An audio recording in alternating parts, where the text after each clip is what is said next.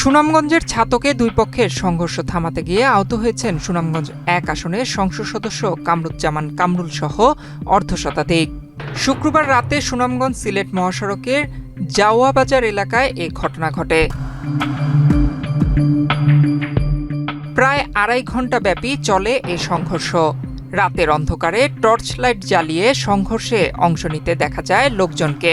এতে সুনামগঞ্জ সিলেট মহাসড়কের উভয় পাশে শত শত যানবাহন আটকা পড়ে দীর্ঘ যানজটের সৃষ্টি হয়। ভোগান্তিতে পড়েন যাত্রীরা। সংঘর্ষ থামাতে গিয়ে আহত হন সুনামগঞ্জ ১ আসনের সংসদ সদস্য কামরুজ্জামান কামরুল। পরে স্থানীয় হাসপাতালে চিকিৎসা নেন তিনি।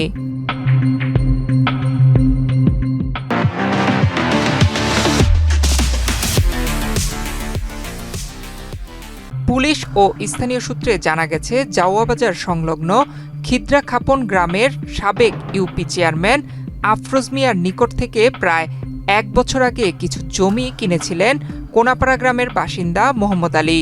তবে দীর্ঘদিন ধরে তাগিদ দেওয়ার পরও জমি রেজিস্ট্রি করে না দেয়ায় উভয় পক্ষের মধ্যে বিরোধ দেখা দেয়।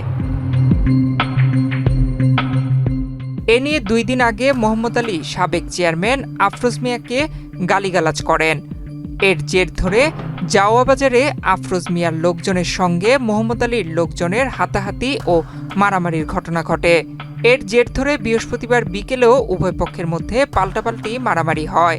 শুক্রবার সন্ধ্যার পরও দুই পক্ষের লোকজন জাওয়া বাজার এলাকায় ফের সংঘর্ষে জড়িয়ে পড়ে।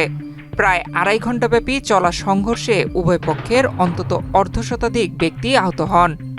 সংসদ সদস্যের হস্তক্ষেপ ও যৌথ বাহিনীর প্রচেষ্টায় দীর্ঘ ২.৫ ঘণ্টা পর পরিস্থিতি নিয়ন্ত্রণে আসে। নয়ন বিশ্বাস, বাংলাদেশ প্রতিদিন।